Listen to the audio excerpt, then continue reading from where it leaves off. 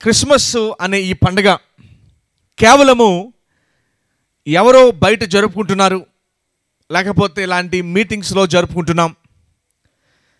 ఈ క్రిస్మస్ కేవలము బయట పండగ ఆగిపోకుండా, అంటే బాహ్యమైన సంబరాలకి ఆగిపోకుండా, హృదయంలోకి కనుక అది లోపలికి వస్తే ఇంకా అద్భుతంగా ఉంటుంది ఆ పండగ. జనరల్గా మన క్రిస్మస్లో కేకులు ఉంటాయి, చక్కటి ఆహారాన్ని మనకు సిద్ధపడి చేస్తూ ఉంటారు, చక్కటి స్కిట్లు ఉంటాయి, అందరూ కూడా చక్కగా సంతోషిస్తూ ఉంటాం, మంచి వాతావరణం, మంచి వాక్యాలు. అయితే ఇవన్నీ కూడా బాహ్యంగా మన కంటికి కనిపించేవి. మరి క్రిస్మస్ కేవలం కంటికి కనిపించే విషయాలు మాత్రమే కాకుండా, కంటికి కనిపించేవే ఇంత సంతోషాన్ని తీసుకొస్తే, అదే క్రిస్మస్ మన హృదయంలోకి కనుక వస్తే ఇంకా సంతోషంగా ఉంటుంది. సో ఈ క్రిస్మస్ ఈ రోజున కేవలం మనకి ఒక బాహ్యంగా ఆర్భాటంగా కనిపించే పండగగా కాకుండా, యేసు ప్రభు వారిని మన హృదయంలో అంగీకరించే గొప్ప పండుగగా మనం చేసుకుందాం.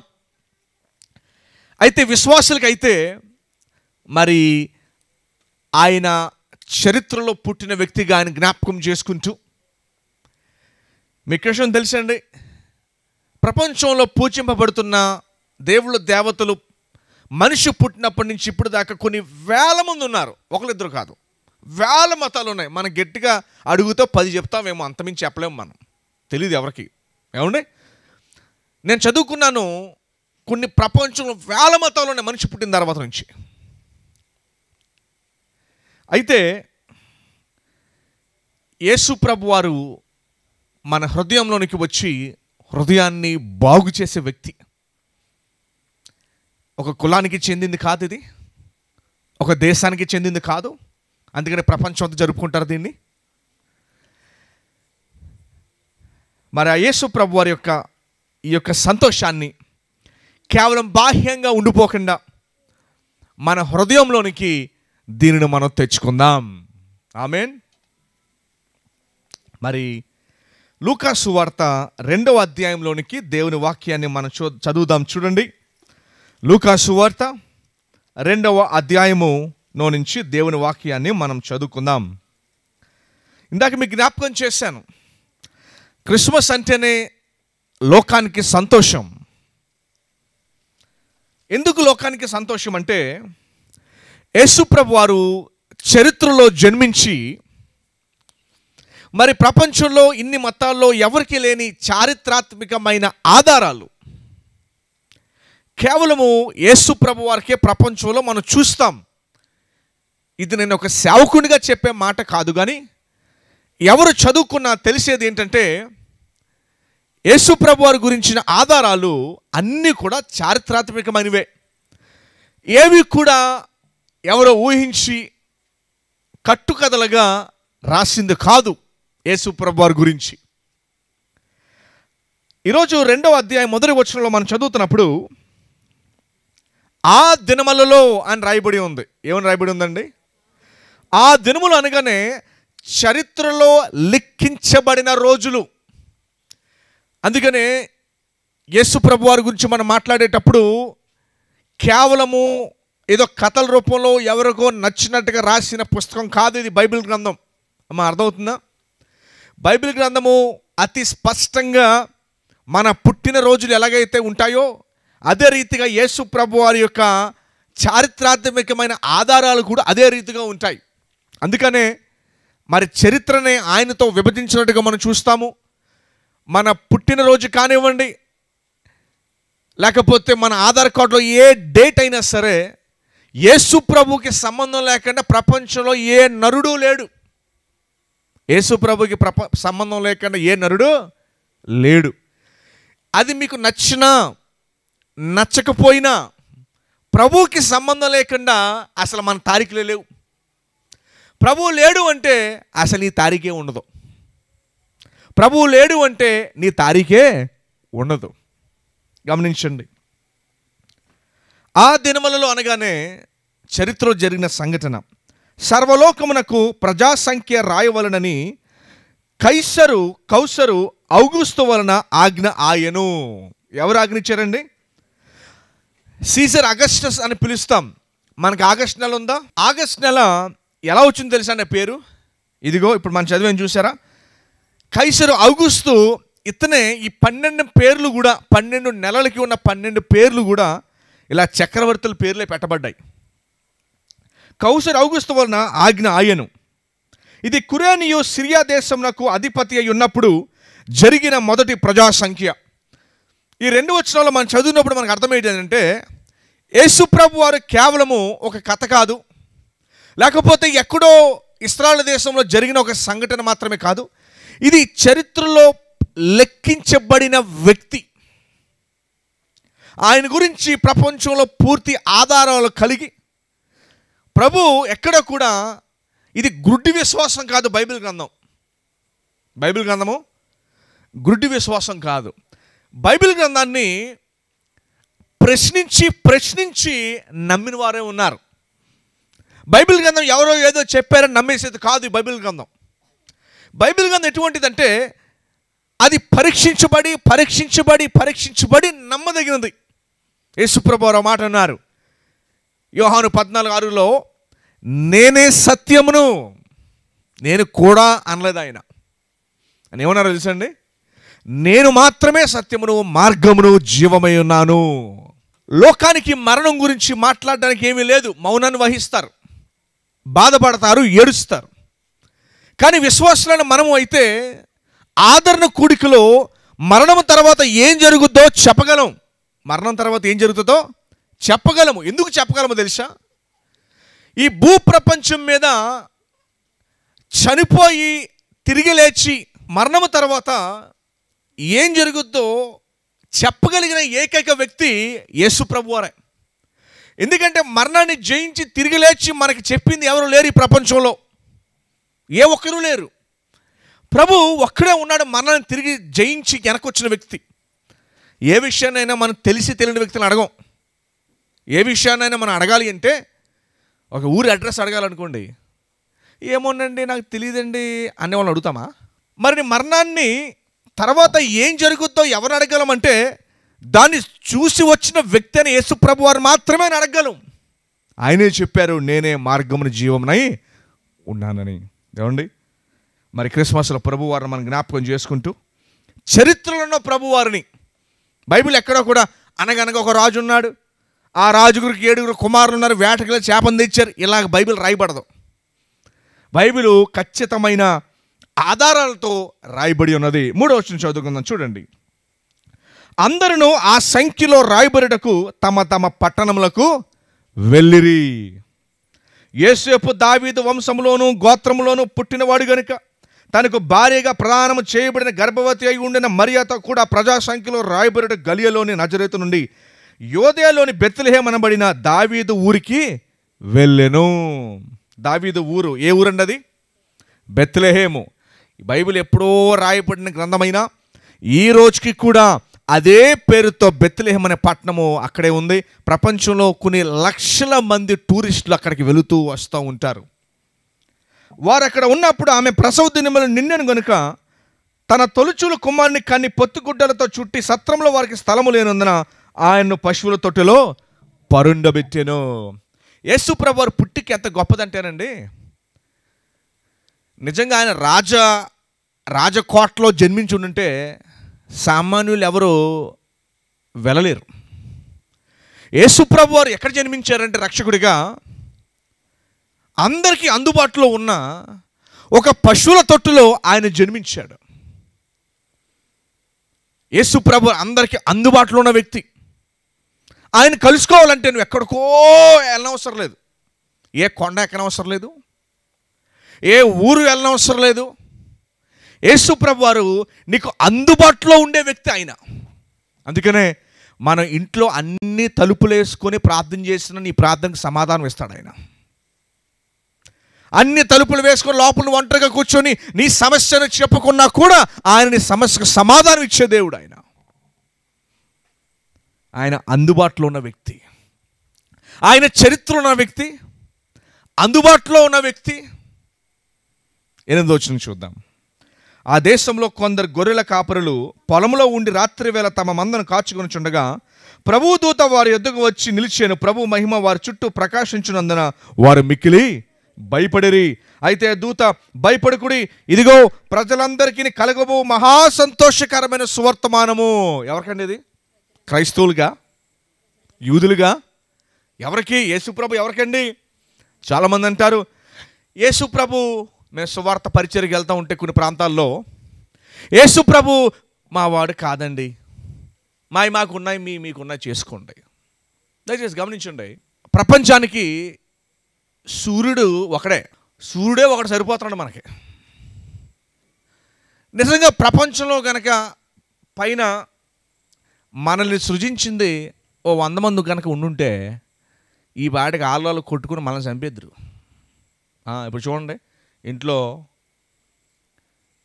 చిన్నపిల్లలు ఉంటే నీకు డాడీ ఇష్టం, మమ్మీ ఇష్టం అంటే కాసేపు ఆసీయే కాసేపు ఈసీఏ లాగుతాడు. బలం లేదు కాబట్టి మనకేం అవదు. బలం ఉంటే ఆ జాబ్ ఈ జాబ్ వచ్చేస్తుంది. బైబిల్ చెప్తుంది, వాస్తవానికి మానవుడికి సృష్టి గురించే సరిగ్గా తెలియదు. సృష్టి గురించే మనకు తెలియంది చాలా ఉంది. ఎప్పటికీ తెలుసుకుంటానే ఉంటాం. సృష్టి గురించే మనకు తెలీదు. కొన్ని సందర్భాల్లో భార్య మనసులో ఏముందో భర్తకు తెలియదు, భర్త మనసులో ఏముందో భార్యకి తెలియదు. అది తెలియక ఇద్దరు కొడుచుకుంటారు ఇంట్లో. తర్వాత చెప్పాక ఇది చెప్పవచ్చుగా ముందు అంటాడు ఆయన వచ్చి జాయిగా. ఇదే మొత్తం డిష్ మొత్తం అయిపోయాక పల్లెలు ఎగిరిపోయి, అద్దాలు బయలుపోయి, వస్తువులు ఇరిగిపోయి, ఇవన్నీ అయిపోయాక అంటాడు ఇది ముందే చెప్పచ్చు కదా. సో మానవునిగా 30-40 సంవత్సరాలు కాపురం చేసిన భర్త అంటున్నాడంట, 50 సంవత్సరాలు చేశాను, ఇప్పటికీ నాకు అర్థం కావే నువ్వు. మరి 50 సంవత్సరాలు కలిసి కాపురం చేసిన భార్య మనసే అర్థం కాకపోతే, సైంటిస్టులు ఇంత కష్టపడితే సృష్టి అర్థం కాకపోతే, అన్నిటికీ అతీతుడైన ఆ దేవుడిని మానవుడు ఈ మట్టి పొరతో తెలుసుకోవడం సాధ్యపడదు. అందుకనే యేసుప్రభు పరలోకం నుండి కిందకి దిగి రావాల్సి వచ్చింది. ఎందుకంటే మానవుడు చాలా ప్రయత్నాలు చేస్తూ ఉంటాడు, ఎలాగైనా సరే దేవుని తెలుసుకోవాలని చెప్పి. పూర్వం మన రోజుల్లో ఇంకా పాత 100 ఏళ్ళకి పోతే ఋషులు అనేవారు తపస్సులు చేసేవారు ఆయన తెలుసుకోవడానికి. యేసుప్రభు అంటున్నారు, ఇదిగో మీరు నన్ను తెలుసుకున్న అవసరంలా, నేనే మిమ్మల్ని ప్రేమించి కిందకు వచ్చేసాను. నేను వచ్చింది ఒక కులానికి, ఊరికి, మతానికి, దేశానికి కాదు, కానీ ఇదిగో ప్రజలందరి కోసమే వచ్చేసాను నేను.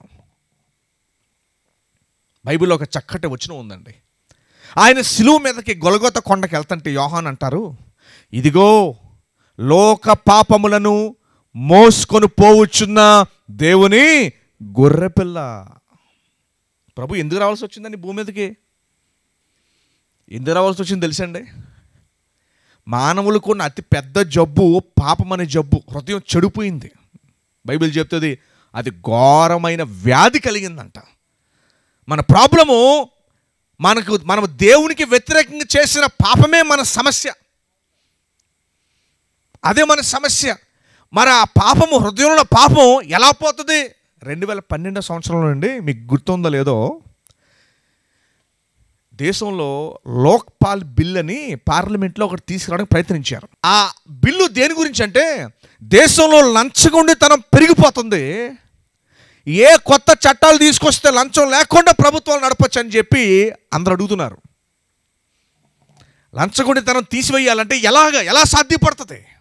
ఏ కొత్త చట్టాలు తీసుకురావాలి? ఒక ఆయన అన్నాడు, తీసుకురావాల్సింది కొత్త చట్టాలు కాదు, మారాల్సింది మనుషుల హృదయం. ఎందుకంటే పోలీసులు అడిగితే చెప్తూ ఉంటారు దొంగతనాలు ఎలా జరుగుతాయని. ఒక మార్గంలో దొంగతనాన్ని కట్ చేస్తాడు, ఇంకో మార్గంలోకి వెళ్తాడు. ఆ మూడో మార్గం కట్ చేసి ఇంకో మార్గం ఉంటుంది. ఎన్ని షార్ట్ కట్లు తెలిసినా పాపానికి ప్రాయశ్చిత్తం ఎలాగా అర్థం కాల. అందుకని మన దేశంలో ఏం చేశారంటే, పుణ్యం చేద్దాం. ఏం చేద్దాం? పాపం పోవాలంటే ఏం కడదాం? పుణ్యం కడదాం. బాబు కొంచెం శివరి దాకా దింపి కొంచెం పుణ్యం కట్టుకోమా అంటది ఆవిడ. పుణ్యం కట్టుకుందాం. అందుకని మన దేశంలో దోచేసిన డబ్బు అంతా దాన ధర్మాలకు వాడుతూ ఉంటారు. ఏమండి విడ్డోరు చూడండి, ఏ సొమ్మది దోచేసిన సొమ్ము అంతా దాన ధర్మాలకు వాడుతూ ఉంటారు. కోర్టుల్లో నువ్వు తప్పు చేసి నేను దాన ధర్మాలు చేశానంటే కోర్టు ఒప్పుకోదు. ఏటీఎంలోంచి ₹1 కోటి దొంగతనం చేసేసంట ఒక వ్యక్తి 90 లక్షల రూపాయలు ఊర్లో పనిచేశాడంట. కోర్టులో ప్రవేశపెడితే ఏం చేసావు ఈ డబ్బు అంటే, నేను దొంగతనం చేశాను గారు జడ్జి గారు, కానీ 90 లక్షలు పంచిపెట్టేసాను, మంచి పని చేశాను అన్నాడు. జడ్జి గారు వదిలేస్తారా? చాలా మంచి పని చేసావు బాబు, నీలాంటి వాడు ఉండాలి మన దేశానికి అంటాడా? తీసుకెళ్ళి లోపలేండి, ఇది నీ సొమ్మేటి, ఏదో అత్తగారు సొమ్ము అల్లుడు దానం చేసినట్టు దానం చేసాడు, తీసుకెళ్ళి లోపల వేసేసారు. పాపం చేసేసి పుణ్యం చేసేస్తానంటే కోర్టులే ఒప్పుకో, పరిశుద్ధమైన దేవుడు ఎలా ఒప్పుకుంటాడు? అందుకని మన దేశంలో దోచేసిన సొమ్ము అంతా దానాలు చేస్తున్నారు. ఒక్కోసారి అప్పుడప్పుడు హుండీలో ఎంత బంగారం కనిపించింది, ఎంత దొరికింది అని చెప్పి అప్పుడు వేస్తూ ఉంటారు. అన్నీ ఈ డబ్బే. ఏమండే అన్నీ ఇయే. ఆడ ప్రభుత్వానికి పన్ను మాత్రం కట్టడం నిఖర్సుగా, హుండీలో మాత్రం కట్టలేస్తూ ఉంటాడు. దేవుడు దేన్ని బట్టి సంతోషిస్తాడంటే నువ్వు ప్రభుత్వం నమ్మకంగా బతుకుతే సంతోషిస్తాడు. దయచేసి గమనించండి, యేసు ప్రభువు ఈ భూమి మీద ఎందుకు రావాల్సి వచ్చిందంటే, నిన్ను ఈ పాపపు జబ్బు నుండి రక్షించగలిగిన మార్గం ఏది కూడా లేదు. అర్థమవుతుందా? పుణ్యం చేస్తారు, పుణ్యం మనల్ని రక్షించలేదు. పుణ్యం మన బైబిల్ చెప్తుంది, మానవుడు చేసే పుణ్యపు మంచి కార్యాలంట ఆయన దృష్టిలో మురికి గోట్లతో సమానం అంటాడంట. ఎందుకంటే మనం చేసే దృష్టి కూడా ఏదో ఆశించే చేస్తారు ఈ మంచి పనులు కూడా. ఒకసారి మనం ఈ గౌరీపట్నంలో చూస్తూ ఉంటారు. ఒకసారి నేను 2014 సంవత్సరంలో నా స్నేహితులు ఒకసారి అమెరికా దేశం నుంచి వస్తే, మీ ఇద్దరం కూడా ఎందుకో గౌరీపట్నంలో జరిగి విగ్రహారాధన చూపిస్తాను రండి అని చెప్పి నేను తీసుకెళ్ళాను అనమాట. తీసుకెళ్తే ఒక యవనస్తుడు కింద నుంచి పైకి మోకాల మీద వెళ్తున్నాడు. దేని మీద వెళ్తున్నాడమ్మా? మోకాల మీద వెళ్తున్నాడు. నేను అడిగాను, మా ఫ్రెండ్ అడగమంటే అడిగాను నేను, ఏం బాబు ఎందుకు మోకాల మీద వెళ్తున్నావు? పైకి ఎన్ని మెట్లు ఉన్నాయి కదా, మామూలు నడిచి వెళ్ళిపోవచ్చు కదా, ఎందుకో మోకాల మీద వెళ్తున్నావు అంటే, నేను పాపం చేశాను సార్, అందుకని ఆ పాపం పోవటానికి నేను మోకాల మీద వెళ్తున్నాను అన్నాడు. పాపం కుంటుకుంటూ పైదాకా ఎక్కేసాడు మెట్లు. కుంటుకుంటూ పైదాకా మెట్లు ఎక్కేసిన తర్వాత నాకు గంట పోయాక నాకు కనిపించాడు, కూర్చున్నాడు. నేను అన్నాను, బాబు నువ్వు పైకి వచ్చి గంట సేపు అయ్యింది, ఈ గంటలో నీకు ఒక్క చెడ్డ ఆలోచన వచ్చిందా అని అడిగాను నేను. ఈ గంటలో నీకు ఒక్క చెడ్డ ఆలోచన వచ్చిందా అని అడిగాను నేను. వచ్చింది అయ్యగారిని, ఇప్పుడు అటువైపు చూశాను నేను, చూడకూడా చూశాను అన్నాడు. అయితే ఓ పని చేయి, ఒక్క తప్పిదము చేసినందుకే ఆదాము అవ్వను దేవుడు ఏదైనా వనంలో నుంచి బయటికి పంపించేశాడు కదా, మరి నువ్వు ఒకటి చేసేసావు కదా గంటలో, నేను ఇంకా ఒకటన్నా అడిగాను, ఇంకా ఎన్నున్నా నాకు చెప్పలేదు నువ్వు, మరి ఒకటి చేసావు కదా, కిందకి వెళ్దాం కొండ కిందకి, మళ్ళీ ఎక్కుదగిన పైకి అన్నాను నేను. మరి ఎక్కాలి వాస్తవానికి, మరి ఆ పాపం పోవద్దా? ఎక్కాలి మళ్ళీ పైకి చూసి అన్నాడు, నా వల్ల కాదనేక ఏదో 2-3 సంవత్సరాలకు ఒకసారి ఎక్కుతాను అలాగా, ఆ అత్తమాని ఎక్కమని నేను ఎక్కడ ఎక్కుతాను, నేను పోతాను, నేను ఉండాలి కదా అన్నాడు దానికి. చూడండి, హృదయంలో ఉన్న సమస్య పోవాలి అంటే దేవుడు నూతన హృదయాన్ని బైబిల్ గ్రంథంలో మనకి ఇస్తానని ప్రమాణం చేశాడు. చాలామంది మరి పాపం పోవడానికి మంచి క్రియలు, పుణ్యక్రియలు, ఒంటిని కష్టపెట్టుకోవడం, కొన్ని దేశాలు అయితే కొరడాకి వెనకాల చిన్న బ్లేడ్ కట్టుకొని కొట్టుకుంటారు అలాగా రక్తాలు వచ్చేటట్టు. ఎందుకు కొట్టుకుంటారంటే దోషం పోవడానికి కొట్టుకుంటూ ఉంటారు. అమ్మ గమనించండి జాగ్రత్తగా, పాపపు జబ్బు ఒంటి మీద లేదు, పాపపు జబ్బు ఒంటి లోపల లేదు. బండి మీద పడిపోతే ఒంటి మీద దెబ్బలు తగులుతాయి, క్యాన్సర్ వస్తే ఒంట్లో జబ్బు వస్తుంది, కానీ పాపం జబ్బు హృదయంలో ఉంది. అది నువ్వు దుస్తులు మారిస్తే పాప జబ్బు పోదు, కాబట్టి పరీక్షించుకోండి. నీ ఒంటిని కొట్టుకున్నా శిక్షించుకున్నా పాప జబ్బు పోదు.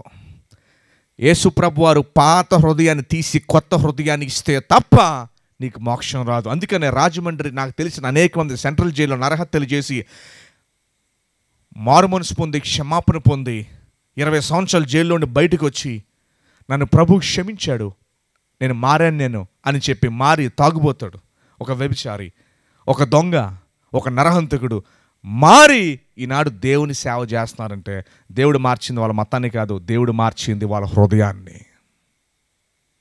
బైబిల్లో మాట చెప్తుందండి. నేను ఒరిస్సా సేవకి వెళ్తా ఉంటే ఒక అతను నన్ను ఆపి అడిగాడు, ఎందుకు మారుస్తున్నారు మీరు అని అడిగాడు. ఒరిస్సాలో నేను సేవ చేస్తాను. నేను అన్నాను, నేను కన్నా మా అబ్బాయే నా మాట వింటావు. నేను కన్నా అన్నం పెడతా ఉంటే ఎలా మొహం తిప్పేస్తాడు, ఇంకా గట్టిగా బలవంతంగా పెడితే తినేసి చూసేస్తాడు.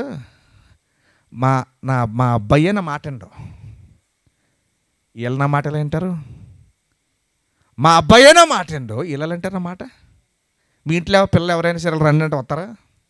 ఏమా వస్తే మంచిదే, ఏమండి ఇలా రానుగానే ఈరోజు ఎలా అయిపోయారంటే నువ్వే రావచ్చు కదా అంటారు ఈ రోజుల్లో. ఏమండి నీకెంత దూరం నాకెంత దూరం కదా, నువ్వే రా అంటారు. మరి ఇంట్లో ఉన్న చిన్న పిల్లోడే మాట విండే ఎదిగిన వ్యక్తిని ఏదో చెప్పే తినేస్తాడా? బైబిల్ చెప్తుంది మార్చేది వ్యక్తులు కాదు, మార్చేది దేవుడు. దేవుడు మారిస్తే ఎవరేం చేయలేరు. నేను ఆ వ్యక్తికి ఇచ్చిన సమాధానం ఏంటంటే మార్చేది నేను కాదు, దేవుడు మారుస్తున్నాడు, నన్ను చెప్పమని వాళ్ళకి చెప్తున్నాడు, సత్యాన్ని తెలుసుకోమని. అందుకనే క్రైస్తవం మతం కాదుండోయ్, సృష్టికర్తతో సంబంధం. ఇది మతం కాదు, ఇది సృష్టికర్త సంబంధం. ఎందుకంటే నీ పాపానికి ప్రాయశ్చిత్తం ఈ భూమి మీద పొందే నువ్వు పోవాలి. మరి ఏం చేస్తున్నావు పాపానికి ప్రాయశ్చిత్తం? ఏమంటే పుట్టిన తర్వాత బతికిన తర్వాత రేపు పొద్దున చనిపోయిన తర్వాత దేవుడు లెక్క అడుగుతాడుగా. ఈ భూమి మీద నువ్వు ఏం చేసావు, నీ లెక్కేది, లెక్క అడగడా? మరి కొంతమంది 20, 30, 50, 60 హత్యలు చేసి చనిపోతున్నారు. మరి వారి లెక్కేది? మన హృదయంలో కూడా తెలుసు, నువ్వు కోర్టులో తప్పించుకోవచ్చు, పోలీస్ స్టేషన్లో తప్పించుకోవచ్చు, కానీ దేవుడి దృష్టిలో మనం తప్పించుకోలేవని అనే ఆలోచన మన హృదయంలో అందరికీ లేదా? నాకు ఈ భూమి మీద న్యాయం దొరకకపోవచ్చు, కానీ ఏదో రోజు దేవుడు న్యాయం తీరుస్తాడని చెప్పి మీ హృదయాలకు తెలియదా? ఆ ఆలోచన పెట్టింది ఇంకో ఆ పరమాత్ముడే ఈ ఆలోచన పెట్టాడు. దయచేసి గమనించండి. ఈరోజు మనకు అర్థం కావాల్సిన ప్రశ్న ఏంటంటే, నా పాప దోషము ఎలాగో పోతుంది, ఏం చేస్తే పోతుంది, ఏ కొండెక్కితే పోతుంది, ఒంటిని ఎంత కొట్టుకుంటే బాగుంటుంది, ఎంత కొట్టుకుంటే పోతుంది, నా పాప దోషం ఎలాగ పోతుంది? ఏమండి ఎల్లకాలం ఇక్కడ ఉంటామా? బైబిల్ చెప్తుంది మనుషుని యొక్క ప్రాణం అంట గడ్డి పువ్వు లాంటిది అంటండి. ఉదయానికి వెక్కిస్తే సాయంత్రానికి వాడిపోద్ది. అది ఆవిరి వంటిది అంటున్నాడు. ఆవిరి ఎంతసేపు ఉంటుందండి? మీ కుక్కర్ నుంచి ఆవిరి అలా వచ్చి కనిపించి మాయమైపోతుంది. ఇది మనుషుని యొక్క ప్రాణం. అయితే నువ్వు ఈ భూలోకాన్ని విడిచిపెట్టి వెళ్ళక మునుపు ఖచ్చితంగా నీ పాపములు కడుక్కొనే పైకి వెళ్ళాలి, క్షమాపణ పొందే పైకి వెళ్ళాలి. బైబిల్ చెప్తుంది ఇది నీ వల్ల కాదు. బైబిల్ చెప్తుంది ఇది మీ వల్ల కాదు. మనుషులు ఎంతో ప్రయత్నిస్తున్నారండి, ఎంతో కష్టపడి ఎన్నో దూరాలు మైళ్ళు మరి చెప్పులు లేక నడుస్తూ ఉన్నారు. ఎలాగైనా సరే నాలో ఉన్న దోషం పోవాలి, పాపం పోవాలి. బైబిల్ చెప్తుంది నువ్వు ఎన్ని చేసినా హృదయం మారుతుందా? హృదయం మారాలి అంటే నువ్వు మార్చుకోలేవు, ఆయనే మార్చాలి. హృదయం మారాలంటే ఆయనే మార్చి. ప్రభు అంటున్నాడు నీకు నూతన హృదయాన్ని నేను ఇస్తానని చెప్తున్నాడు. ఏమండి ప్రభులో ప్రేమ ఉంది, ప్రభులో స్వతంత్రత ఉంది. నిజంగా ప్రపంచంలో గమనించండి అమ్మా, ఎన్నో దేవుడు దేవతల ఫోటోలు ఉంటాయి ప్రపంచంలో. ఏ ఫోటోలో కూడా దేవుడు చనిపోయి కనపడ్డా ఎక్కడ కూడా. మీ ఇంట్లో వాళ్ళ ఫోటోలు పెట్టుకున్నా కూడా ఒకవేళ వాళ్ళ కాలం చేసినా వాళ్ళ అందమైన ఫోటో పెట్టుకుంటారు. మీరు చక్కగా నీట్గా డ్రెస్ చేసుకుని, కొంతమంది కొన్ని ఇళ్ళకి వెళ్తే వాళ్ళ పితరుల ఫోటోలు మొదటి తరం, రెండో తరం, మూడో తరం వెనక్కి వెళ్తూ ఉంటే ఎంతో అందమైన ఫోటోలు ఉంటాయండి కొంతమంది ఇళ్ళల్లో. పల్లెటూరులో వెళ్తే పెద్ద పెద్ద ఇంట్లో కొన్ని ఫోటోలు చూస్తూ ఉంటాను నేను. ఎవరి ఫోటో చనిపోయి ఉంటుంది ఎక్కడైనా, ఇలా సిలువ మీద రక్తాలు కారుతూ గాయాలతో ఎక్కడైనా ఎవరి ఫోటో అయినా ప్రపంచంలో యేసుప్రభు ఫోటో తప్ప ఏ ఫోటో అయినా చనిపోయి ఉంటుందా? ఆయన ఏమైనా తప్పు చేశాడు అంతలా చనిపోయి ఉండడానికి? ఆయన ఏమైనా దోషం చేశాడు అంతలా చనిపోయి ఉండి? మీ ఆశ్చర్యం కలిగించి అదేంటిది, ప్రపంచంలో ఏ ఫోటో ఇలా ఉండదు, ఈ ఒక్క ఫోటో చనిపోయి ఉంటుంది. ఎందుకు ఈ ఒక్క ఫోటో చనిపోయి ఉంటుంది అలా రక్తం కారుతూ? మనందరి దోషము ఆయన మీద మోపబడ్డాది. ఆయన చేతులు చాచి అంటున్నాడు ఇదిగో నేను నిన్ను ఇంతగా ప్రేమించాను. నన్ను వద్దనుకోవడానికి, నన్ను కాదనుకోవడానికి, నన్ను ద్వేషించడానికి నీకు కారణమే లేదు. నేను ప్రేమించినట్టుగా ఎవరూ నిన్ను ప్రేమించరు ఈ ప్రపంచంలో. నీ తల్లి, తండ్రి, భర్త, బిడ్డలు ఎవరో కూడా నిన్ను ప్రేమించరు అంతలాగా దేవుడు నిన్ను ప్రేమిస్తూ ఉన్నాడు. చాలామంది అనుకుంటారు, అయ్యో మా వాడు కాదులే అని మన దేశం ఆయన దూరం చేసుకుంటుంది, తెలియక దూరం చేసుకుంటుంది. కొంతమందికి యేసు ప్రభు తెలియకుండానే వారు దూరం చేసుకుంటున్నారు. కానీ ప్రభు అంటున్నాడు, నువ్వు నన్ను విడిచిపెట్టినా నేను నిన్ను విడిచిపెట్టని దేవుడు. ఎన్నో సందర్భాల్లో ఆయన లేనట్టుగా ఆయన విడిచిపెట్టి జీవించిన ప్రభు అంటున్నాడు, నేను వెతికి ప్రేమతో నా ప్రాణాన్ని అర్పించి నేను నిన్ను పట్టుకున్నాను, నా అరచేతిలో నేను నిన్ను చెక్కుకున్నాను అంటున్నాడు దేవుడు. ఏమండి, ఇంత ప్రేమ కలిగిన దేవుడు ఎక్కడ కూడా మనకు దొరకడు. ప్రభు అంటున్నాడు, నేనే మార్గమునని చెప్తున్నాడు ఆయన. చూడండి ఏముంది ఆ మాట 10వ వచనంలో. 10వ వచనంలో ఏముందంటే, భయపడకుడు, ఇదిగో ప్రజలందరికీ కలగబో మహా సంతోషకరమైన సువర్తమానము నేను మీకు తెలియజేస్తున్నాను. 11వ వచనం చూడండి. దావీదు పట్టణమందు నేడు రక్షకుడు మీ కొరకు పుట్టి ఉన్నాడు. ఆ రక్షకుడు ఎవరో తెలుసు, ఆయనే ప్రభు అయిన క్రీస్తు అని రాయబడి ఉంది. సో రక్షకుడు ప్రాంతానికి కాదు, ఈ రక్షకుడు ప్రపంచానికి, యావత్తు ప్రపంచానికి. ప్రభు అన్నారు, నా దగ్గరికి వచ్చి వారు నేను ఎవరిని కూడా త్రోసివేనని చెప్పాడు.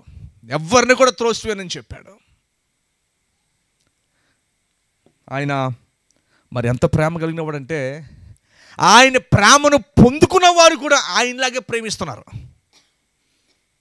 ఈ ప్రపంచంలో. ఈ ప్రపంచానికి సేవ అనే మాట, మానవ సేవ అనే ప్రపంచానికి మాట నేర్పించిందే ఆయన నమ్ముకున్న బిడ్డలు. అప్పుడు దాకా మన దేశంలో ఆడి కర్మకి ఆడ వదిలేండి, ఆడి కర్మకే అని వదిలేండి. మరి ఏమంటామండి మన మాటల్లో, ఆడి కర్మకే అని వదిలేండి, ఆడు ఎలా పోతాడు, ఆడి గురించి మనకెందుకు, ఆ అడుక్కునేవాడి గురించి మనకెందుకు, ఆ లప్రెసివ్ వాడి గురించి మనకెందుకు, ఆ భేదవాడి గురించి మనకెందుకు, ఆడి కర్మకాన్నే వదిలేయండి. కానీ ప్రభు చూపించిన ప్రేమకి ప్రపంచాన్ని ఎలా మార్చిందో తెలుసా? ప్రపంచాన్ని ఎలా మార్చిందంటే, ఆడి కర్మకాన్ని వదిలేయకుండా ప్రేమ చూపించి ఆ వ్యక్తిని మార్చిన ప్రేమ నా యేసు ప్రేమ.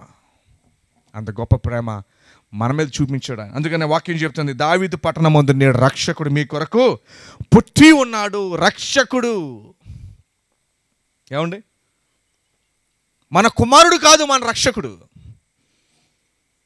ఈరోజు కుమారులే మరి తల్లిదండ్రులకు శాపమై కూర్చుంటున్నారు. ఏమండి, ఉదయం న్యూస్ చదువుతున్నాను, కుమారుడే తండ్రిని చంపేశాడు ఆస్తి కోసం. మన ఊర్లో చూడలేదా అవి? మన రాష్ట్రంలో చూడలేదా? మన కుమారుడు కాదు మన రక్షించేది ఇదిగో ఈ ప్రభు ఒకడే. ఆయన వాక్యం సెలవిస్తుంది, దావీదు పట్టణమందు నేడు రక్షకుడు మీ కొరకు పుట్టి ఉన్నాడు. ఏమండి, మరి ఆయన 2000 సంవత్సరాల క్రితం వచ్చిన వ్యక్తి కాదుండోయ్. చాలామంది కొత్తగా అడుగుతున్నారు, ప్రభు వచ్చింది 2000 సంవత్సరాల క్రితమే కదండి. బైబిల్ నమ్మదో, క్రైస్తవుడు ఎవరో కూడా నమ్మరు ఆయన కేవలం 2000 సంవత్సరాల క్రితం వచ్చిన వ్యక్తి అని. యేసు ప్రభు వారు ఆయన నిరంతరము దేవుడై ఉండి మన నిమిత్తము రక్తాన్ని చిందించడానికి ఆయన శరీరధారి అయి ఈ భూమి మీదకి రావాల్సి వచ్చింది. ఎందుకంటే దేవుడు కానీ చనిపోలా, శరీరాన్ని ధరించి రక్తాన్ని చిందించి ఆయన పనిని ముగించుకుని ఆయన వెళ్ళాడు. సో ఆయన 2000 సంవత్సరాల క్రితం పుట్టినవాడు కాడు. యోహాను 1:1 మాట ఉంది ఆయన గురించి రాస్తూ, ఆది యందు ఆయన ఉన్నవాడు, ఆ ఆది ఉన్న దేవుడు శరీరధారి అయి మన మధ్య నివసించాడు. సో యేసు ప్రభు 2000 సంవత్సరాల క్రితం వచ్చిన వ్యక్తి కాదండి. చాలామంది అమాయకులు అనుకుంటూ ఉంటారు, ఆయన వచ్చింది మొన్న కదండి, 2000 కదండి. ఎవరు చెప్పారు? ఎవరు నమ్ముతారు అలాగా? ప్రభు మన పాపములకు క్షమాపణ నిమిత్తమై శరీరాన్ని ధరించి ఆయన వచ్చాడు 2000 సంవత్సరాల క్రితము. ఆయన రక్షకుడు యావత్తు ప్రపంచానికి. తను అంగీకరించిన వారిని ఎవ్వరిని కూడా ఆయన తృణీకరించాడు. అంత ప్రేమ కలిగిన దేవుడు మన మధ్య ఆయన ఉన్నాడు. ఏమండి, మరి క్రిస్మస్ని ఇదిగో ఇలా మీటింగ్లు మనం ఏర్పాటు చేసుకుని ఆయన గురించి వినటానికి మనం ఏర్పాటు చేసుకుంటున్నాం. గొప్ప భాగ్యం మనకి అది. ఆయన గురించి వినడానికి, ఆయన గురించి తెలుసుకోవడానికి, ఆయన నిన్ను ఎంతగా, ఏ రీతిగా, ఎంతలా ప్రేమించాడు అంటే, ఇదిగో ఆ కల్వరి శిలువలో 2 చేతులు చాచి రక్తం కారుతుంది, ఇదిగో నిన్ను నేను ప్రేమించాను, నీవు పొందాలి శిక్ష, కానీ నీ బదులుగా నేను పొందుతున్నాను ఈ శిక్ష. ఆయన మరణము మనల్ని బ్రతికించింది. లేకపోతే మన దోషాలకి మనల్ని శిక్షించాలి. ఎవరో ఒక ఆయన అంటున్నాడు, అదేంటండి మన దోషాలకి ఆయన శిక్ష అనుభవించడం ఏంటి, నీ దోషానికి నువ్వు అనుభవించాలి కదా. విషయం తెలుసా, నీ దోషానికి నువ్వు అనుభవించాలంటే ఎప్పుడో ఈ పాడికి చచ్చిపోవాలి. ఈ ప్రశ్న అడుగుతా కూడా నువ్వు సరిపోవు. నీ దోషాలకి నువ్వే శిక్ష అనుభవించాల్సి వస్తే ఈ పాడికి నేను ఎప్పుడో చంపేయాలి. ఒక ఆయన ఇలాగ అడిగాడు ప్రశ్న. ఎలా అడిగాడంటే, నువ్వు చిన్నప్పటి నుంచి నువ్వు ఆలోచించిన ప్రతి చెడ్డ ఆలోచన, నువ్వు చేసిన ప్రతి చెడ్డ పనిని ఒక 4 గంటల సినిమాగా తీసి, 4 గంటల సినిమాగా తీసి మీ ఊరి సెంటర్లో నీ సినిమాని నీకు చూపిస్తే ఊరంతా పిలిచి నువ్వు చూడగలవు నీ సినిమాని? నువ్వు చేసిన ప్రతి చెడ్డ ఆలోచన, నువ్వు చేసిన ప్రతి చెడ్డ పని ఏదైతే ఉందో ఎవరికి తెలియకుండా అందరికీ దాపరికంగా నువ్వు చేసిన ప్రతి పనిని కనుక వెలుగులోకి కనుక తీసుకొస్తే ఆ ఊరిలో మీరు ఉండరేక. అసలు మన ఇంట్లో వారే మనల్ని నువ్వు ఎంత దారుణమైన వ్యక్తివని మనల్ని గెంటేస్తారు బయటికి. మనం చేసిన పనులు ఇంట్లో వాళ్ళు తెలిస్తే, మనం చేసిన ఆలోచనలు మన ఇంట్లో వాళ్ళు తెలిస్తే వాళ్ళే బయటికి పంపించేస్తారు. ఎందుకంటే మానవ హృదయం అంత ఘోరమైన హృదయం అండి. సామెతం తెలుగులో, మేడిపండు చూడు మేలిమయుండు, పొట్టవిప్పు చూడు అది మేడిపండు కాదు, మన హృదయం అది.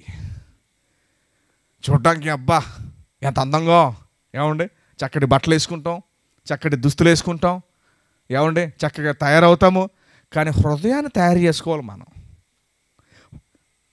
బైబిల్ చెప్తుంది, ఆ హృదయాన్ని అన్నీ ఎరిగిన దేవుడు మనల్ని శిక్షించకుండా ఆయనే మన బదులుగా ఆయన శిక్షను అనుభవించాడు. ఏమండి అందుకనే వాక్యం చెప్తుంది, దావీదు పట్టణమందు నేడు రక్షకుడు మీ కొరకు పుట్టి ఉన్నాడు. ఆయన ఆల్రెడీ పుట్టేశాడండి. పుట్టి 2000 సంవత్సరాలు అయిపోయింది. ఇక మీదట ఆయనని బాలయేసుగా మనం చూడకూడదు. ఇక ఎలా చూడకూడదు? బాలయేసుగా చూడకూడదు. ఇంకా బాలయేసు కాదు ఆయన. ఇప్పుడు మీ వయసు 50 అనుకుందాం, మీ వయసు 50 అనుకుందాం. ఇప్పుడు మీ పుట్టినరోజుకి ఎవరైనా చిన్న బొమ్మ తీసుకొచ్చారనుకోండి, అలాగా మీ వయసు 50కి మీరు పుట్టినరోజు జరుపుకుంటున్నారు. మీ ఇంటికి వచ్చేటప్పుడు చిన్న బొమ్మను తెచ్చారనుకోండి, అలాగా పిల్లలే 25 ఏళ్ళకి వచ్చేసారు. ఈ బొమ్మ ఎవరికి? 50 సంవత్సరాలు అప్పుడు ఎవరైనా చిన్నపిల్లలు బొమ్మ తెస్తారని ఆడుకుంటాకి ఏమో తెస్తారా? మరి ఈనాడు చాలామంది యేసుప్రభుని ఇంకా ఎలా చూస్తున్నారంటే ఆ బాలయేసుగా చూస్తున్నారు. ఎలా చూస్తున్నారమ్మా? ఇంకా తొట్లో బుడుకోబెట్టుకుని ఆ బాలయేసుగా చూస్తున్నారు ఇంకాను. సో యేసుప్రభు వారు ఆల్రెడీ పరలోక రాజ్యంలో మన కొరకు వ్యాజ్యమాడుతున్నాడు. ఆయన ఏం చేస్తున్నాడండి? మన నిమిత్తమై పరలోకంలో వ్యాజ్యమాడుతున్నాడు. ఇంకా బాలయేసు కాడు ఆయన. ఆయన ఇప్పుడు మరలా తిరిగి రాబోతున్నాడు. ఆయన తీర్పు తీర్చడానికి మరలా ఇప్పుడు రాబోతున్నాడు ఆయన. దానికి మనం సిద్ధపడాలి. దానికి మనము సిద్ధపడాలి.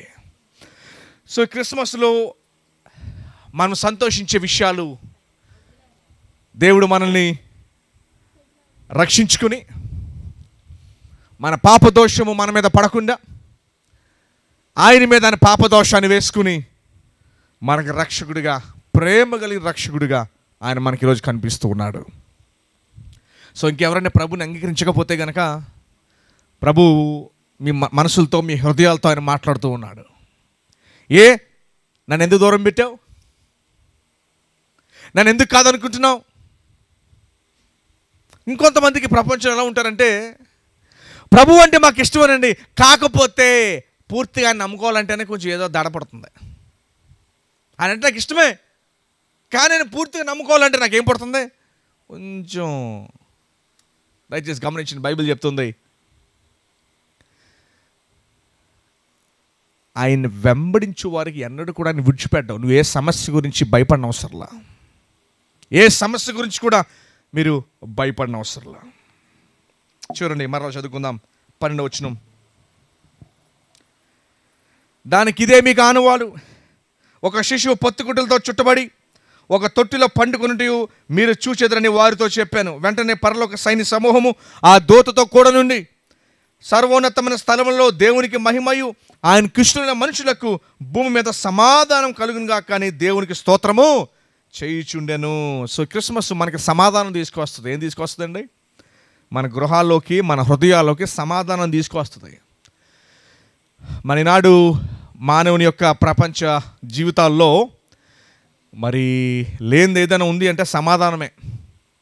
ఇంట్లో టెన్షన్స్, ఆర్థికపరమైన టెన్షన్స్, అనారోగ్యపరమైన టెన్షన్స్, ఫ్యామిలీ టెన్షన్స్, అనేకమైన టెన్షన్స్.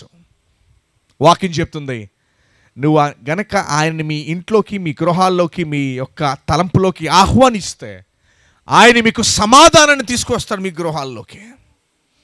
ఎందుకంటే మనకిని దేవునికి వైరం వస్తే మనకిని మన ఇంట్లో వాళ్ళకి సఖ్యత రాదు. మనకిని దేవునికి సమాధానం ఏర్పడిపోతే మనకిని అందరికీ సఖ్యత వచ్చేస్తుంది. అందుకని దేవుని నమ్ముకున్న బిడ్డలు అందరినీ ప్రేమిస్తూ క్షమిస్తూ జీవిస్తారు. అప్పుడు వారికి సమాధానం కూడా ఇంట్లోకి వచ్చేస్తుంది. సో ఈ క్రిస్మస్ నెల మనకి ఏం తీసుకురావాలో తెలుసండి? సమాధానం తీసుకొస్తుంది. అందుకే ప్రభువుని నమ్ముకున్న వారు ఎవరి మీద కోపం పెట్టుకుని ఉంచుకోకూడదు. ఎవరి మీద కూడా కోపం పెట్టుకుని ఉంచుకోకూడదు. ఒకవేళ ఈ రాత్రికి ఒకరి మీద కోపం వస్తే వెంటనే వారితో మాట్లాడి సమాధానం పరిచేసుకోవాలి. ఎందుకంటే ప్రభు సమాధానం నీ హృదయంలోకి వచ్చేసిన తర్వాత ఇంకొకరిని క్షమించకపోవడానికి ఏ కారణం లేదు ఇక. దయచేసి గమనించండి. మరి ఈ మొదటి రోజు క్రిస్మస్ కూటంలో మనం నేర్చుకున్న పాఠం ఏంటంటే, యేసు ప్రభు వారి చరిత్రలో పుట్టి కులానికిను ఒక దేశానికిను ఎవరికి ప్రతి దానికి అతీతమైన దేవుడు ఈయన. దేవుడిని మనము దేశానికిని, ప్రదేశానికిని, ఒక వ్యక్తికిని, లేకపోతే ఒక కులానికి పరిమితం చేయలేం. మనం ఎవరైనా చేయడానికి దేవుడికి బోర్డర్లు గీసేంత సత్తా మనకుందా? ఇంకో నువ్వు ఏ దేశం వరకే, నువ్వు ఆ దేశం వరకే. దేవుడికి మనం బోర్డర్లు గీలేం. సూర్యుడికే గీలేం, దేవుడికే గీయగలం. మనం దేవుడికి మనం బోర్డర్స్ గీలేం. ఆయన అన్నిటికీ అతీతమైన వాడు ఆయన. సో చారిత్రాత్మకమైన దేవుడు. ఆ ప్రభువుని మనం చూచాము. అంత మాత్రమే కాదు, ఆ ప్రభు ఎటువంటి వాడంటే ఇంకో 2 చేతులు చాపి నీకు రక్షకుడిగా, నిన్ను ప్రేమించిన దేవుడిగా ఆయన ఉన్నాడు. ఇందాక మీకు మాట చెప్పాను నేను, క్రిస్మస్ని మనం బయట నుంచి చూడటం కాదు, క్రిస్మస్ని మన హృదయంలో చూడాలి. క్రిస్మస్ని సంబరాలు అనేకమైనవి ఉంటాయి, కళ్ళ ద్వారా మనం చూస్తాం. కానీ నీ మనసు ద్వారా ఆయన నువ్వు అనుభవించాలి. ప్రభువా, నా పాపములు నువ్వు క్షమించావు, నన్ను మన్నించావు, నన్ను ప్రేమగా నువ్వు తీసుకున్నావు, స్వీకరించావు. ఎప్పుడైతే ఆయన హృదయంలోకి వస్తాడో మన జీవితం మారి ఇతరులను కూడా ప్రేమగా చూడటం మనం మొదలు పెడతాం. ఒక స్టోరీ కాదండి, ప్రపంచంలో కొన్ని కోట్ల స్టోరీస్ ఉన్నాయి ప్రభు గురించి.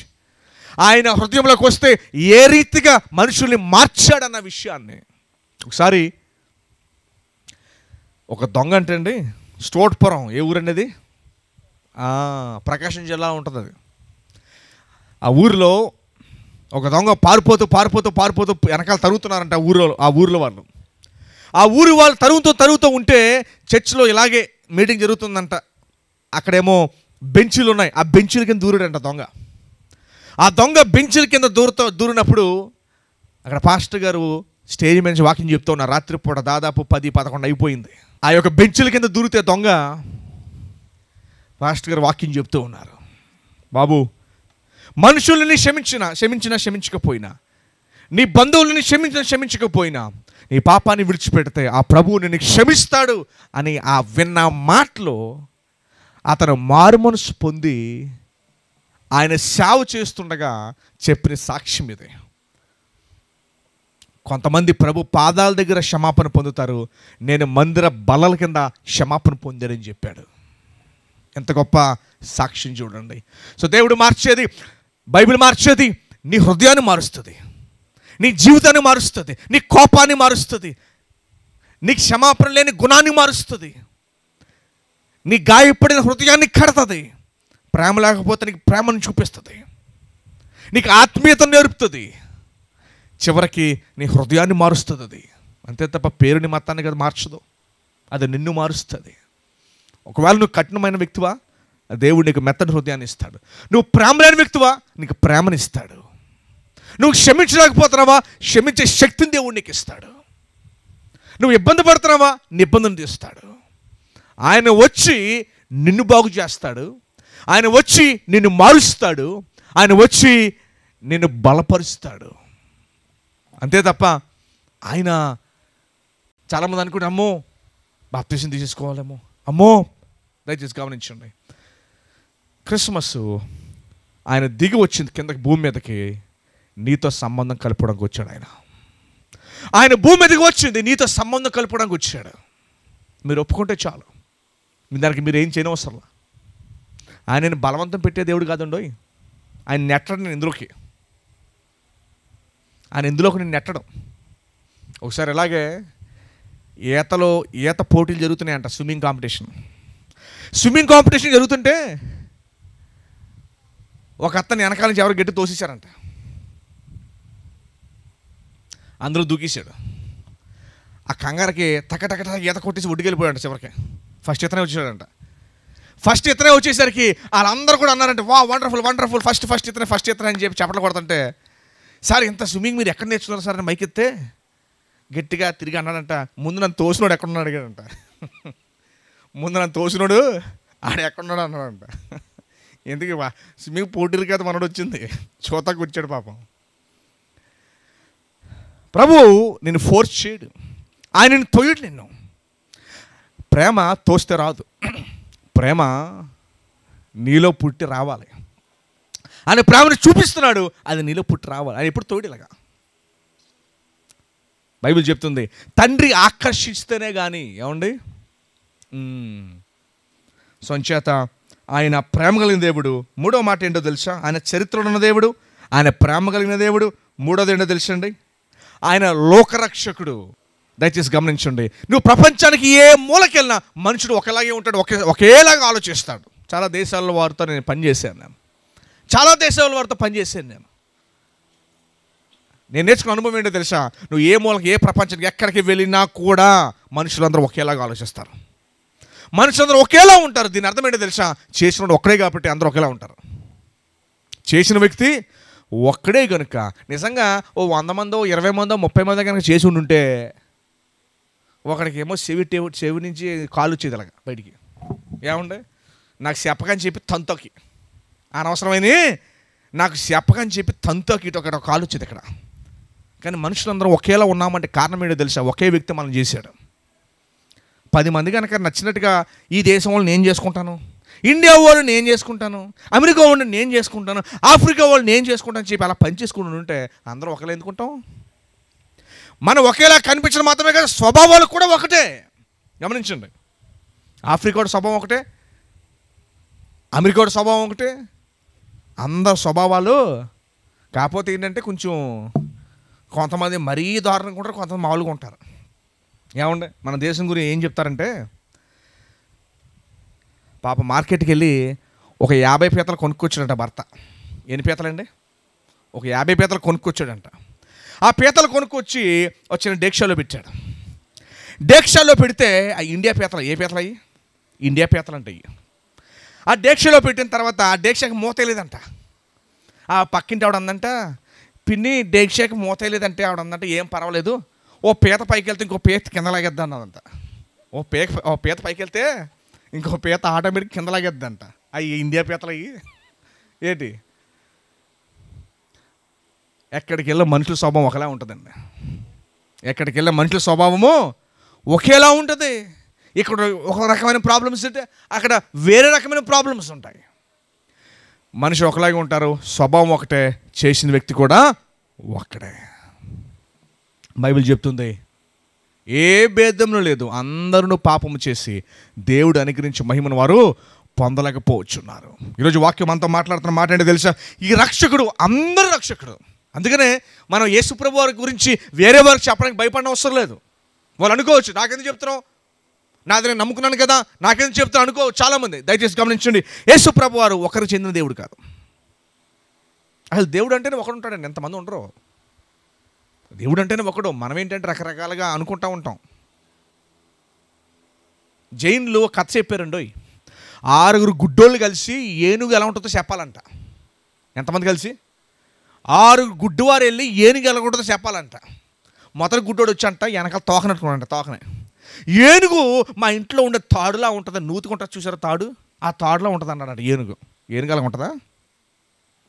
ఇంకొకటి వచ్చి ఏనుగు పొట్టను పట్టుకుని మా ఇంట్లో ఉన్న గోడలాగా ఉంటుంది అన్నాడంట.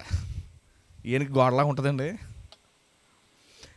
ఇంకొక అతను తొండం పట్టుకుని అన్నాడంట, ఇది ఒక చెట్టు కొమ్మలా ఉందన్నాడంట. ఇంకో అతను కాలు పట్టుకున్నాడనంట, ఇదిగో ఇది చెట్టు మొదల్లాగా ఉందన్నాడంట. అయితే కళ్ళు ఉన్నాడు చూసి చెప్పాడంట, ఒరే బాబు ఈ ఏనుగు అలాగ ఉంటుందిరా,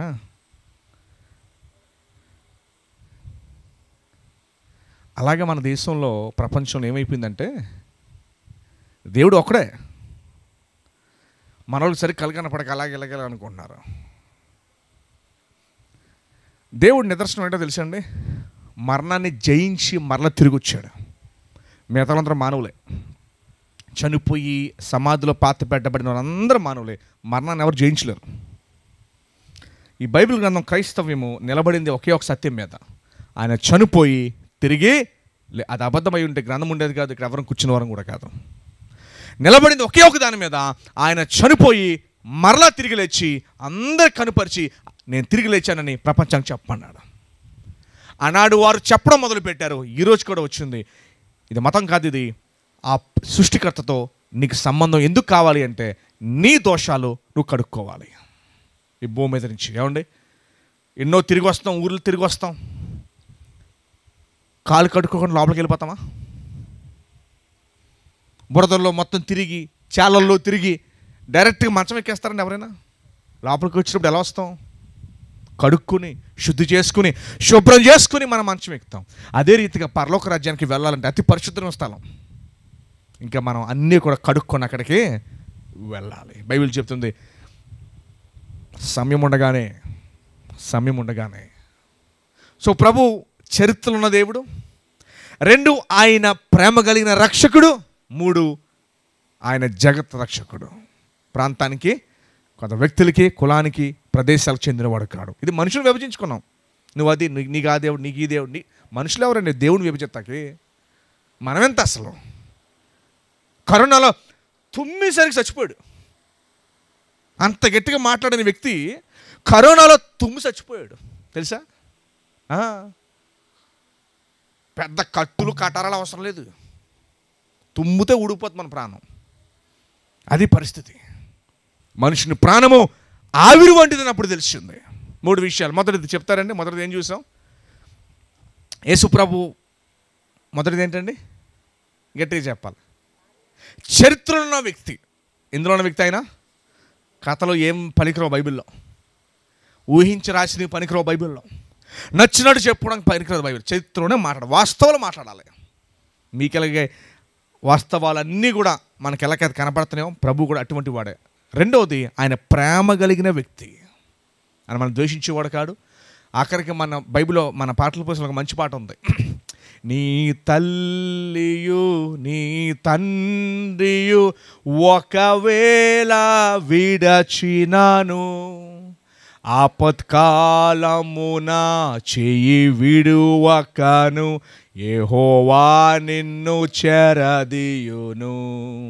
ఆపత్కాలమున చెయ్యి విడువకను, యెహోవా నిన్ను చెరదీయును. అది ప్రభు అంటే. ఇంకే ఫోటో కూడా ఉంటుంది ప్రపంచంలో. చనిపోయి ఉంటుందా? 2 చేతులు చాచి రక్తం కారుతూ ప్రభు అన్నాడు, ప్రభువా తండ్రి వీరేమి చేయించున్నారు వీరు ఎరుగరు, వీరిని క్షమించండి. ఇంకెవరు ఏ ఫోటో ఉండదు అలాగా. ప్రపంచంలో ఏ ఫోటో మీకు కనపడదు. అన్నీ కూడా సింహాసనం మీద కూర్చొని కనపడుతుంది. ప్రభు ఒక ఫోటోనే ఈ రీతిగా కనపడుతుంది. దాని నిదర్శనం ఏంటో తెలుసా? ఇదిగో నీ దోషాల కొరకు ఆయన చనిపోయాడు, నీ కోసమే ఆయన చనిపోయాడు. ఆయన దూరం చేసుకుంటారా? నా వాడు కాడు అనుకుంటారా? ఆయన వచ్చింది నీకోసం అయితే నువ్వు ఎట్లా అనుకుంటావు ఆయన వాడు కాదని? చాలామంది మరి అబద్ధాల్లో ఉండిపోతారు. ఏం అబద్ధాలు ఉండిపోతారో తెలుసండి? మా వాడు కాడు, మాకు సంబంధం లేదు, వేరే దేశము. దేవుడికి దేశం ఎందుకు ఉంటుందండి? దేవుడికి దేశం ఉంటుందా? సూర్యుడికే ఉండదు, దేవుడికి ఎందుకు ఉంటుంది? 3వ మాట, ఆయన లోక రక్షకుడు. ఏ రక్షకుడు అండి ఆయన? అందరికీ, మీ బంధువులకి, మీకు, ఈ ప్రపంచంలో అందరికీ లోక రక్షకుడు ఆయన. మొదటిది ఆయన చరిత్ర ఉన్న దేవుడు, 2 ఆయన ప్రేమ కలిగిన దేవుడు, 3 ఆయన అందరికీ ప్రభు. దేశానికి, మతానికి, ప్రాంతానికి చెందినవాడు కాడు. ఆఫ్రికాకి, అమెరికాకి, ఆస్ట్రేలియాకి, భారతదేశానికి, చైనా వాళ్ళు అందరికీ కూడా ఆయన దేవుడే. ఆయన కాదంటానికి ఒక కారణం కూడా లేదు, ఆయన్ని వద్దనుకుంటే ఒక కారణం లేదు, ఆయన్ని కావాలనుకుంటే అన్ని కారణాలు ఉన్నాయి. అంత ప్రశస్తమైన దేవుడు నీ ముందున్నాడు. దేవుడు ఈ మాటలను దీవించును గాక. ఆమేన్, ఆమేన్, ఆమేన్. ఈ రాత్రిపూట నాయన మరి సహోదరి నాయన మరి దెబోరమ్మ, అలాగే నాయన మరి కుమారి గారి యొక్క బిడ్డలు నవీన్ అండ్ మేఘన, అటు తర్వాత నాయన మరి వంశీ వారి కుటుంబము, పద్మ గారు వారి కుటుంబము, వారి యొక్క చెల్లెళ్ళు వారందరూ నాయన మీరు ఈరోజు వారి ఏర్పాటు చేసుకున్న ఈ కోటాను బట్టి మీకు వందనాలు నాయన. మరి ఈ క్రిస్మస్ సందర్భంగా చక్కటి వాక్యాన్ని నీ సంఘానికి వినిపించబడడానికి మీరు ఇచ్చిన గొప్ప అవకాశాన్ని బట్టి మీకు వందనాలయ్యా. ఇంకా నాయన నేను అంగీకరించిన వారు ఎవరైనా ఉంటే వారు నేను అంగీకరించడం సహాయం చేయండి. నీ ప్రేమ కలిగిన దేవా నాయన, నువ్వు ప్రేమించే దేవుడు, ప్రేమించిన దేవుడు నాయన. అంత గొప్ప దేవుడు మేము కాదనుకోవడానికి ఏ కారణము లేదు. రక్షణ పొందిన వారందరికీ కూడా సంతోషము, ఆనందము. క్రీస్తు మా కొరకు వచ్చినాడు, మరలా రెండోసారి రాబోతున్నాడు నాయన. మరి మా ఆత్మలకు మీరు నెమ్మది ఇచ్చినందుకు వందనాలు. వచ్చిన ప్రతి ఒక్క బిడ్డని బట్టి మీకు వందనాలయ్యా నాయన. మరి ఆహ్వానించిన ప్రతి ఒక్క బిడ్డను నాయన మరి సమయాన్ని తీసుకుని వాక్యాన్ని వినడానికి వారు వచ్చినందుకు మీకు వందనాలు. వారిని దీవించండి, వారి అవసరాలను మీరు తీర్చండి, వారికి ఆరోగ్యాన్ని ఇవ్వండి, బలపరచండి. ఈ వాక్యంతో వారిని మీరు కట్టమని ప్రార్థన చేసుకుంటూ ఉన్నాం నాయన. మరి తిరిగి వారికి నుంచి వెళ్తుండగా ఆనాడు ఎంఐ గ్రామంలో ఏ రీతిగా అయితే సంతోషించారో ఇద్దరు కూడా ఆ రీతిగా వారి ఇంటికి సంతోషిస్తూ వెళ్ళేటట్టు సహాయం చేయండి. వచ్చిన ప్రతి ఒక్క బిడ్డని మీరు దీవించండి, వారి కుటుంబాలను దీవించండి, వారి అవసరాలను మీరు తీర్చండి, వారిని మీరు బలపరచమని ప్రార్థన చేసుకుంటూ ఉన్నాం. వారి అవసరాలను మీరు తీర్చండి నాయన. ఈ యొక్క 3 కుటుంబాలు మీరు దీవించి ఆస్వాదించమని ప్రార్థన యేసు పరిశుద్ధ నామమున అర్పించుకుంటున్నాం తండ్రి. ఆమేన్, ఆమేన్, ఆమేన్.